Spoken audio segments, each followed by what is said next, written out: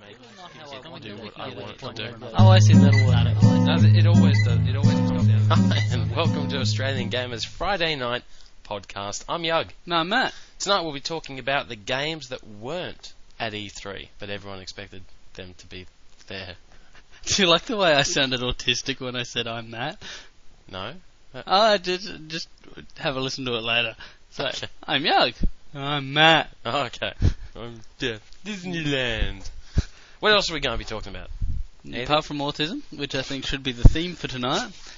Just a few things that have come out of E3 that we haven't talked about, or new things, or more recent things. You know what? You know what? That's actually not what we're talking about, but it sounded better than just some garbage we thought we'd throw in at the end. One that I did want to talk about that I haven't actually mentioned anywhere at all was Command & Conquer Tiberium? Tiberian? Tiberium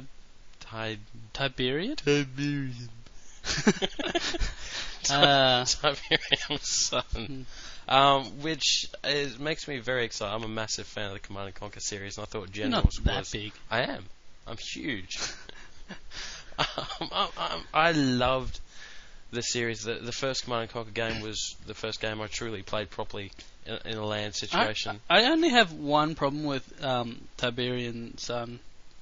For a start, wasn't James Kirk Captain James Tiberius Kirk? Wasn't that? Captain James T. Kirk. I don't know. Yeah, I think his middle name was Tiberius, and is that what that's all about? But secondly... I gotta be honest. Sorry, I know I have a level of geekness about me. I know. But nothing transcends to that particular level that I'm able to name the middle name of James T. Kirk. Okay, I'm going to be even more nerdy by saying you can't transcend to something. To transcend is to go above something, so you can't go above to something. It doesn't make sense. I hate you. No, that's abundantly clear. The second problem I have with James T. Tiberius Kirk Sun is wasn't the second game called Tiberian Sun or something like that? Didn't it have a similar name? Yes. What was it called? I don't remember. Mainly, I don't remember because it was so bad. Really? Yes, it was really bad. No one played it. Everyone sort of just forgot it existed. Yeah, I do vaguely recall it. I remember the first one being really cool. Well, it sort of tried to go to a semi-quasi sort of 3D way of that, but it didn't quite pull it off, and it was just generally crap all around. It came out about the same time as Renegade, which was the third-person one that followed the Commando around, which was actually quite a cool concept. Just in execution, it was a bit poor. Do you know what I really liked in Command & Conquer particularly? I think it was the first one. Yeah. I think the one I had a bonus add-on pack which had the music. No, okay. Shut up. It had a bunch of an add-on that was just single player missions. Basically, you had that lone sniper dude. Yep. That was so much fun. Yeah.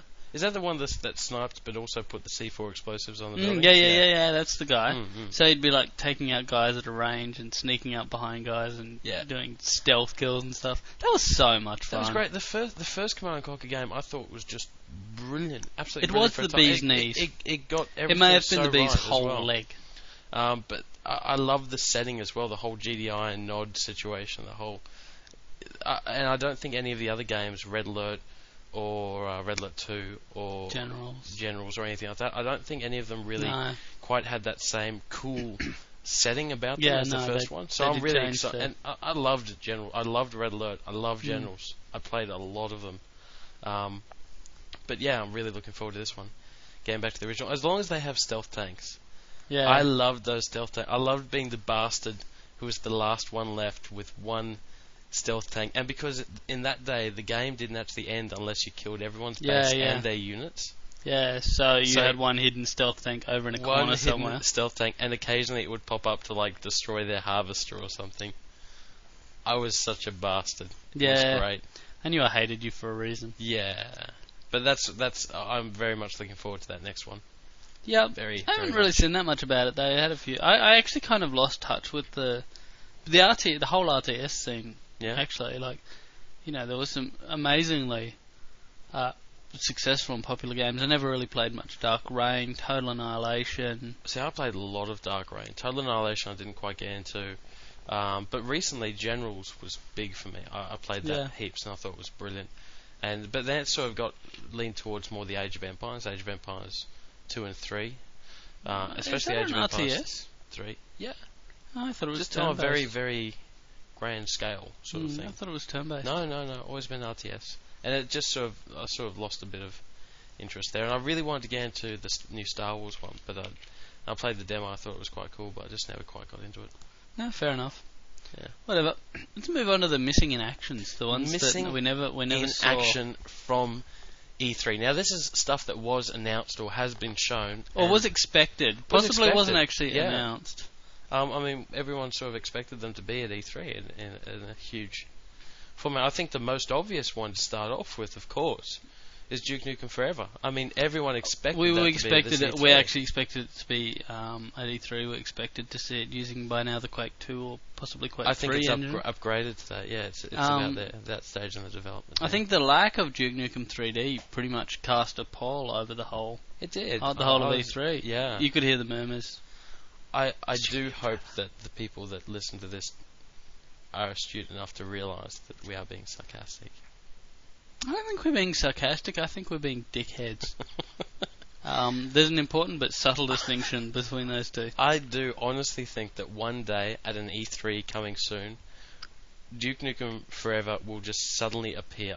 I think in the same way that Half-Life 2 just sort of suddenly appeared, except no one was really expecting or waiting for that one. And it wasn't or laughing highly at it behind its back. Yeah, but I do think that just suddenly it's going to be finished and it will just turn up at E3 and everyone's going to go, hey, wow, cool, it's here. Because as much as we criticise it and laugh at it and stuff, Duke Nukem 3D was a great game. And it would be good to have a sequel. Duke It could be a good game. It is an awesome game character. I mean, out of one game, he is a gaming icon among gaming people who've played video games for a long time. There was more than one game. There was Duke Nukem 3D. And there was Duke Nukem. Oh, yeah, okay, there was Duke Nukem 2D. And there was that Manhattan stupid Project. Manhattan Project. Which was that? No, that was actually quite a bit No, of it fun. was stupid. Did you play it? No. There you go. I like to rest judge my things case. without any basis whatsoever. Just purely on my own jealousy and inadequacies. Yes, well, Which I have a lot of. Yeah, I was about to say, yeah, you poor thing. It's a lot of judging.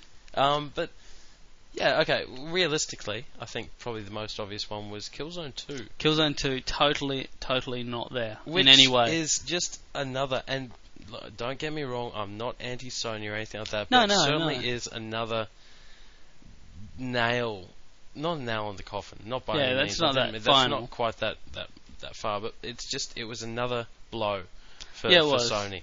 It was another punch in the testicles. Yeah, we had an already fairly unimpressive showing at E3, and then they sort of borrowed elements of the Nintendo's controller idea and the controller scheme in their own, and then Killzone 2, the game which had so much controversy around it last year over is it rendered, is it not rendered? Because it was so impressive. Because it was like so even impressive. if you believe them when they say it wasn't rendered, which you know what, I don't. Yep. It was impressive, and even if it was rendered, it still looked like it would be really fun. Yeah. You know, Yeah. even if it was half as good looking as it was in that render, it still looked like a cracker of a game. Where was it this time? And My only assumption is they couldn't get it to look that good. Yeah, that's the only a year. If they can't, if they were saying this is the real deal, and if in a year they can't actually get even one measly, crappy, playable level out of it, then yeah, there's something going on there. I mean, you never know. I mean, what's the next one coming out? Is it Space World? No, not Space World. The Tokyo Game Show? Is that coming up in September? In September or August. I think, which is the next big expo where, before the PlayStation 3 and Nintendo launch, that's their last chance to actually show off or pull any punches or come out with any surprises, which I don't think either really has any left, and that's fine, but to sort of show the last polished games that they have. I was looking at some stats actually of games that Sony was showing on the floor and how far percentage-wise they are along in development. Yeah. And quite interesting, I think there was only one of them that was at 60%. Wow. The rest of them were very much around about the 30 or 40% range. Wow, that's... Which is I don't know what to think of that. No, is that normal? Well, like, is it? Does 80% of the work get done in the last 3 months? Is that how it works? I remember looking at it and going, "Wow, that's not too much." But then I thought, well, if that 30 to 40% is the game engine and all the textures and stuff like that, what does that count? Does that include the whole like development, pre-art, concept phase, like artistic design, or the character modelling? How much of that is actually included? Is that from the license being purchased, or is that? But I mean, the other thing is, considering that a lot of the games won't be launch titles for the PlayStation 3. Most of the games that I actually remember seeing that said will be launching in 2007. Most games do say early first quarter 2007 is which the most common. Sounds like a cracker of a time for the PlayStation 3. But yeah, except that we've seen that a lot in the past. This is realistically, that's still a long time between then and now. It's not far off a year. Yeah. I see a lot of those slipping. Yeah. So by the time it actually gets here, that time, I think we'll see a lot saying, next quarter. All right. What's some of the other games? Some of the other, the one that was particularly interesting to me was Resident Evil 5. Yeah. The Xbox 360 showed some very impressive. Yep, that's right. Movies. When was that? Not last year. Tokyo Game Show. I think that was the Tokyo Game Show. I'm not sure though. Could have been when did we see them? It wasn't that long ago. Conference. Game Developers Conference. Maybe. I don't know, but there were some videos. We did see some. I believe it was just renders, but okay, yep. Of Resident Evil 5, and considering Resident Evil 4 was the ass-kickingest game in the world. So you say, yeah. So most people say. So most people say this is a generally accepted thing. Though most of them don't use the word ass-kickingest. Which they should, though. Which they should. Because that really quite describes it rather well. So, realistically, it was such a good game, and it would have been really good to have seen more from it, and more from Capcom. Resident Evil 5 isn't an exclusive on the 360, though, is it? Yet more information that hasn't really been shown.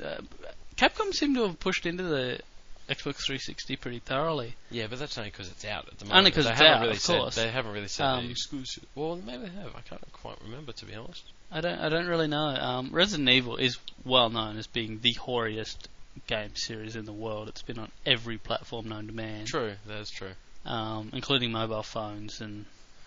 Yeah, but most games these days are on mobile phones. Yeah, but it's been like in one format. Mobile phone, Game Boy Advance. Your mum. DS. Yeah, my mum. What? I don't know. GameCube, PlayStation 2, PlayStation 1, Dreamcast, and so on. And so forth. I get it, yep. The Lynx. The Wonder Swan. The Gizmondo. The Gizmondo. Everything but the N-Gage. Yeah, I believe that was actually slated for the Phantom as well, so yeah. Yeah. Was it the Phantom? Phantom, yeah, it was. Best named console ever. Wasn't it just? Did you read up much about that? I did. God. The guys that owned it just bought like Ferraris and crashed them and totaled them as street races and just generated so much money from investors. We're going to be that. We should be that kind of company, don't you think? We should be. We should launch some they just great got away, product. pretty much. They're like... They skipped them, Lou. They just... Off they went. I think that's hilarious. So what's some of the other games? I mean, what else? Well, StarCraft Ghost was postponed indefinitely. We like StarCraft, we like Blizzard. Blizzard seem to be the one game company lately, and I think that's a pity because they've got some just ridiculously cool franchises. They do have some great licenses and characters and stuff like that. Who wouldn't buy StarCraft 2? Who wouldn't buy StarCraft anything? I mean, yeah. The universe and the game and the characters and everything were just so rich and just so fantastically built and created and stuff like that, but the economy of Korea would be just destroyed by StarCraft 2. Maybe that's why they haven't done it. It would be. But StarCraft Ghost, don't forget, it was supposed to be on the current, as in the Xbox, PlayStation 2. Yeah, it was postponed indefinitely as a console release. I would actually say that officially that Blizzard have probably turned around, as they usually do with their games, which is they just never release them until they're 110% satisfied with them. Any game that they've actually released is usually late, because they can afford, because of like all the successful games they've had in the past, to actually just postpone them indefinitely until they're ready. I don't think their games have done all that well. Diablo, World of Warcraft, pretty average, StarCraft. I mean, did anybody play those? No, I don't I mean, think we've so. got a gamer sort of market listening, so some of our more sort of cult players It's a niche might have, sort of thing. yeah, some of our more niche players might have played a few of those obscure Asian kind of games. Yeah, weird ass games. That most of the more mainstream gamers wouldn't have. But note the sarcasm again. no, I don't think anyone's picking up on the sarcasm. But yeah, I've got a feeling that perhaps Blizzard have just waited too long to actually release this game, and are maybe going, well, we've got a great concept, we've got great characters, but let's update it for the next gen. Well, apparently they've postponed it indefinitely for consoles, but people were still expecting to see it for PC. And no, which is ridiculous. Why is that ridiculous? I think that's ridiculous. Ridiculous. There's no reason they'd release the game on the PC and not on the consoles. Why not? Because the console market is the big market. Releasing a third-person stealth game on the PC makes no sense to me if it's not going to be released on the consoles as well. Whatever. So it's just how it is. So anyway, it's how the cookie crumbles. We don't know what's happening with StarCraft Ghost. No, maybe something, maybe nothing. But it's we're hoping to know now. It's Blizzard, so either way, I'm fairly confident that when it is released, it will be fantastic. A couple of other ones. Seeing as we're in bashing Blizzard mode, where is Diablo 3? Diablo 3. There were rumours of Diablo 3. There were rumours of Diablo 3. There were people talking in hushed whispers about rumours of Diablo 3. Is Diablo 3 an announced game? I don't know really that sure, much. Actually, I've yet to hear the rumours of the whispers of the rumours about the best the friend, whispers sister's cousin's girlfriend heard from this guy who knows this girl. Who said Diablo 3 is really good. Yeah. They've played it. They've got a pre-alpha beta. Yeah. Gamma version 2 copy of it that they pirated from the internet. Yes. But yeah, it's maybe, I don't know about that. To be honest, to be completely honest, I never played Diablo. I never played Diablo 2. I played Diablo 2 a fair bit. It was quite cool. Diablo, of any game, probably has the most in common with World of Warcraft. Right. World of Warcraft, hugely simplified World of Warcraft. Not online. Not online, single player, very simple engine, and so on. Yep. Cool. Well, we're talking about that kind of... We're sort of linking these together quite well here, actually. What are we going on to do next? Fallout 3, because you got the... 3? Fallout 3. Yeah, I know. Is that what your link is? No, it's a 3? No, it's the same kind of top-down 3D isometric game as Diablo 2 was. Fallout 2, Diablo 2, weren't they? Except one was a hack and slash, and the other one was a...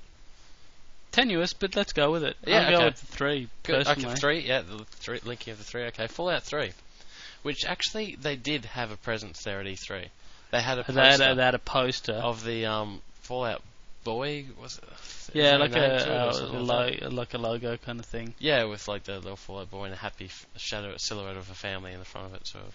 Very, very Fallout look about it, which is encouraging because it looks like they're going to keep the same kind of crazy humour, subtle, clever humour to it, which would be cool. Yeah. Did you play the Fallout games at all? No. I've heard friends of mine who've basically beaten me because I haven't played Fallout, and I plan to stab them in their sleep when I get around to it. But in the meantime, they do keep nagging me about Fallout and how cool and how awesome a game it is. Yep. Can we just pause the podcast for 1 second? Yes, we can. Thank you. Alright, we back? And we're back. Alright, good. Do we want to tell the fine ladies and gentlemen why we had to pause the podcast?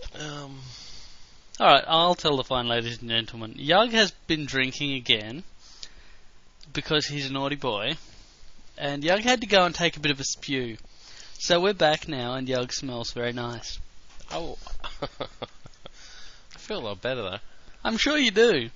You know what? Next time, I'm not even just going to pause the podcast. I'm just going to throw up on you. On live on the podcast. Well, Live not live. We record it. You know, one of the worst things I've heard was a news reporter on the radio who was actually sick while actually telling the news, but they couldn't stop. They had to keep going on telling the news. Oh, that's awesome. And so they kept, like, they'd say, and today in the news that, and they'd mute it for like 2 or 3 seconds, and then they'd come back and, and this person. But towards the end, it went on for about a minute. Towards the end, they kept missing the mute thing. So it's like you'd hear and then mute, Nice. and you just hear sounds of like splattering in a bucket. Did you hear It's about? just not good. This is worse than that. Did you hear about I the don't woman really want in? to talk about that though. Anyway, in the 70s, who basically she was the anchor woman on a news show. She said, in keeping with our fine station's policy of bringing you the best violence live and on the scene, here's the first televised suicide. Pulled out a gun, shot herself in the head, live on TV. Wow. You know what's really sick? What? Is the first thought that went through my head Can I get that footage? I'll have to Google that. Yeah, I had a look. I'm a sick bastard. The footage isn't available. No. Because at the time, not everyone had, TiVo. And I believe the police seized the only copies that the station had. But yeah, that's pretty full on. It is very full on. That's utterly unrelated to gaming. Yeah, okay. So, anyway... last one we're at Fallout 3. How can we make a link to the next one that we're going to talk about? When you have a fallout with someone, that's a fight. Yes. And the people who fight the most they're are bullies. Actually, yeah, they are. Bullies in schools, those bastards. That was so crap. Yeah, but it worked. Keep running with it. Bully, the Rockstar. Instead of bully, Rockstar's much hyped, much criticised, already banned 8 years prior to release, next violence opera, as the media are going to start calling it once they listen to our podcast. It is interesting, isn't it? I mean, they brought out ping pong more than any other company, was where I was going with the exception of maybe ID. Yeah, ID. With probably with stuff like that, but maybe with the exception of them, but more than any other company, I mean, Take-Two? Take-Two, yeah. No, Rockstar. What am I talking about? Well, anyway. Take-Two are the distributors. Yeah, sorry. Rockstar have been just embroiled in controversy over the violence in the games. Embroiled? Oh, embroiled in, right. Yeah, no, that works. That's good, yeah, that's right. In controversy over their games, the violence in their games, in all of the Grand Theft Auto games. So what do? They, it's just such They an obvious... personalise the violence and bring in children. Yeah, that's brilliant. I mean, make it one-on-one. Admittedly, they did also just release a table tennis game. Yeah, and that was the table tennis game that we saw at E3, and that was a very strange choice because everyone went, "You what?" Yeah, it's like you're the company that's responsible for. Although I've heard very good things about the table tennis game. I'm sure it's a great table tennis game. I'm sure it's very addictive and very. I mean, it's Pong basically. It is. It's Pong. That's what Pong was. But Pong was very addictive back in the day. Pong is lovely. It's pretty Pong. Pretty Pong. Pretty Pong. Pretty Pong. You know what I reckon would be the best thing to play Pong with? Bats? The Wii controller. How cool would it be to actually use the Wii controllers as Pong paddles? Dude, that was one of the Wii games. Ah. Really? Yeah, absolutely. That was in the demo that they showed of all the games for the Wii. That was part of the Wii Sports, I'm pretty sure. What? Ping pong? Table tennis? Yeah, it actually had two of the Chinese girls. No. That's what I'm not talking about ping pong. I'm talking about Pong. 70s Pong. The game with the... Yeah. Playing that, holding the stick as the bar and moving it up and down. Well, I don't know. To actually move the thing up and down. I think the graphics on that might be a bit too much for the Nintendo Wii to handle. Well, yeah, admittedly it's not at so next gen sort of standards that we would expect for a Pong game. But well, no, just I don't think the graphical capabilities of the Wii is quite up to the standard of handling Pong. No, I think it would be a cool game. Anyway, whatever. We were going to move on, and we're going to talk about Bully a bit more. Which, looks like a cool, violent game for everyone to be a bully and act out all the weak, wussy, nerdy kids that play video games to act out their fantasies of being a bully, I guess. Rather than being on the other end. Yeah. And I guess it looked kind of cool, and it's surprising that it actually wasn't. It wasn't even mentioned. Like, it wasn't even just that they didn't have a release date. Well, it was barely. With the exception of Fallout 3, none of these games were mentioned. Actually, it was interesting. I read somewhere that people had asked Sony reps about Killzone 2. most Sony reps were very quiet about it. Like they're like. In fact, one was saying they couldn't get someone to say the words Killzone. Killzone. I'm not sure if they was joking or not, but yeah, it's quite funny anyway. Yeah. And yeah, so bully, great. When you're a bully, you know who's the biggest bully of them all? Who is the biggest bully of them all? I believe the biggest bully would be Satan. Satan. Yes, who is the devil himself. And do you know what other game he is the name is his namesake? I'm letting you go with this, even though we've already talked about Diablo 3 and we've moved on from that. Devil May Cry. Devil May Cry. See, Devil May Cry. I see, Devil May Cry. Yes, devil. The devil. No, I get it now. I thought you were being cleverer than you were. Run with it, work with it, come on. Devil May Cry 4. Have you played the Devil May Cry games? Nah. I've seen we're showing a distinct lack of games we actually played aren't here. that PlayStation 2-y. We've skipped a lot of the really big PlayStation 2 sort of things. Devil May Cry 1 was pretty cool. I think we've mentioned before on the site, I found this really interesting, that the original Devil May Cry was actually an original prototype version for the Resident Evil 4. Right, yeah. They just decided it was a little too out of the feel and Yep, style, yep, so yep. they made a separate game. I think that's a nice little link, but but Devil May Cry has apparently lost its way seriously in 2, Okay. but got it back in 3. Right. So 4 was pretty well anticipated. I mean, it looks like a cool game. It looks like a lot of style. Good bit of fun. And look, similar to Gears of War a little bit in terms of its combat system. Gears of War. Sorry, not Gears of War. Title. Gods of War. God of War. Really? Yeah, God of War. Yeah. Really? In that it's more of a kind of free fighting 3D sort of. Okay, because I actually did play a bit of Devil May Cry, and I think the first one, Devil May Cry, and it was very Resident Evil style, as in like didn't seem. I mean, there was action, but it didn't seem to be quite as free platforming as God of War. It's a bit tighter. It's not like I noticed God of War was quite open. There was a lot of space. There was a lot of room. It was an arcade game basically. Mm. Whereas Devil May Cry, I always got the impression it was a bit more almost survival action sort of thing. But anyway, and look, when Matt says we're not big PS2 people, I would like to clarify on that. Yeah. Which is actually after the PlayStation 2 came out, I actually did buy one. I bought a PlayStation 2 with the sole reason because I was desperate to play Final Fantasy X. And I bought the PlayStation 2 and Final Fantasy X. I played Final Fantasy X. I finished it. And then I sold the PlayStation 2 and Final Fantasy X on eBay because there was just no other games that really interested me at the time. Yeah, and it was that was when I was living with you over at Castledine. I know. Yeah, okay, yeah. I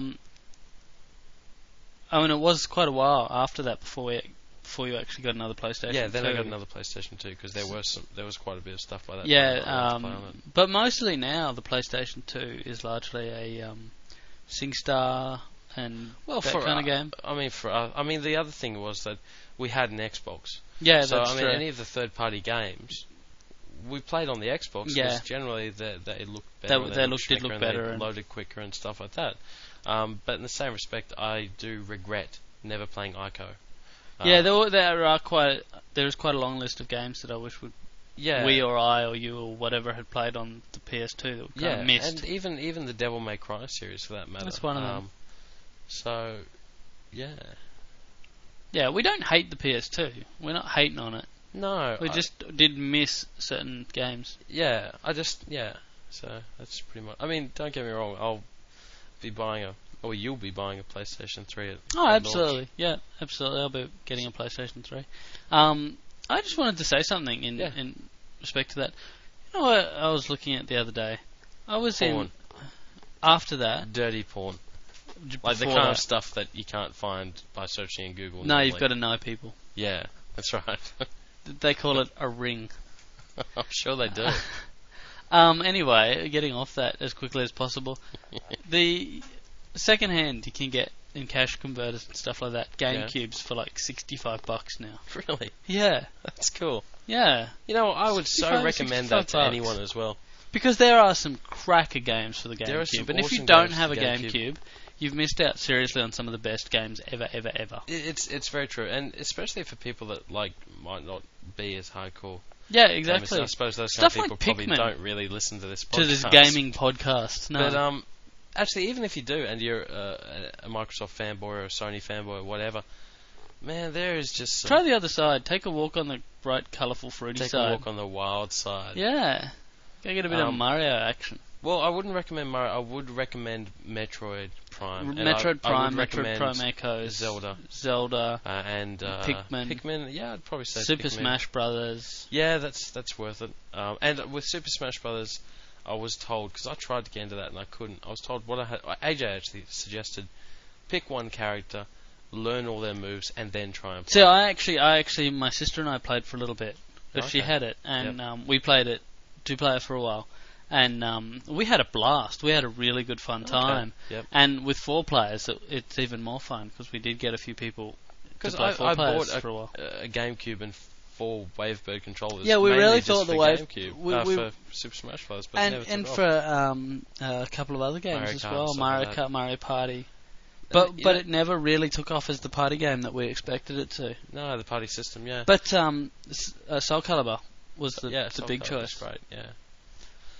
For parties. Well, were there any other games? Stalker was one that was missing. Now, Stalker's a little bit more obscure. Stalker Shadow of Chernobyl was basically a first-person shooter set in an area called the Dead Zone around Chernobyl, where everything's mutated and creepy. Yeah. And the most interesting thing is, I'm pretty sure it had its own graphic engine. A new graphic engine and an impressive physics engine as well. Things could actually catch fire and stuff like that. It was very clever, very innovative, very powerful, very missing. How did you actually link to that from Devil May Cry 4? I didn't bother. Okay. Fine. But there was a creature in Devil May Cry called a stalker. Really? No. Okay.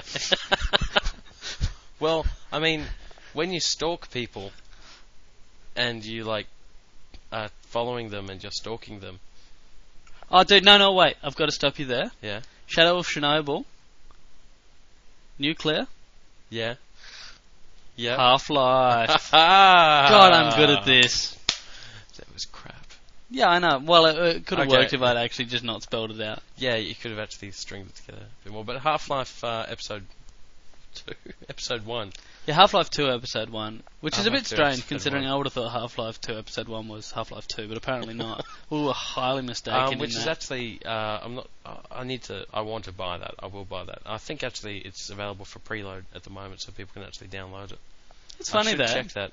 I love that whole you can download it but you can't play it. Yeah, it's locked in a little box. It should put up an alert every now and then and just say you can't play it. Well, actually, you know what? It should actually pop up saying, yeah, now you can download the really cool level that we really are looking forward to you playing. And then a week later, hey, now you can download the boss section and all this kind of stuff. And it's like, yeah, new weapons, download it. Yeah. This bit's awesome. Yeah, trust us, we've played it. So anyway. But yeah, that's coming out soon. Presumably everyone would know about Half-Life 2 Episode 1. It's got the chick, basically. Alex. You play as the chick. But yeah, that's pretty much, I think, most of the games that... The other thing that we should probably mention as being missing from E3 was pretty much anything for the GameCube. Although a lot of people were saying that the games on the Wii seem to be running off GameCube hardware. Yeah, the dev kits for the Wii were actually converted GameCubes, so which is kind of funny. It is kind of funny, and it made you wonder, unexpected, and to be honest, I don't really care. We don't care. No one ever really cared that the Wii... Well, no one cares now. I had a story I had to tell you. Someone was... I've converted to the Wii name. I'm keen on it. Go the Wii. The Wii is the best name ever. Why? The reason I say this is someone was telling me a story that a friend of theirs went to E3 and came back and they had promo stuff from all the distributors, and she got this really cool necklace and it had Wii all over it. Mm. And they told me that, and I just had to laugh. Like, it had Wii all over it. You got Wii all over your neck. And I just think that the potential for stupid jokes involving Wii is just too good. That's going to keep our comics just going for like years. Yeah, every second comic will be urine based. Nintendo and urine. So everyone has so much to look forward to. Yes. Thank you very much for tuning in to tonight's non-E3. Well, actually, still Pseudo E3. E3 podcast. But yeah. Doug has to go vomit now. no, not. Are we going out drinking? I don't know. It's up to you, dude. Yeah, I'll see how I feel. All right. All right. See you See you later. guys.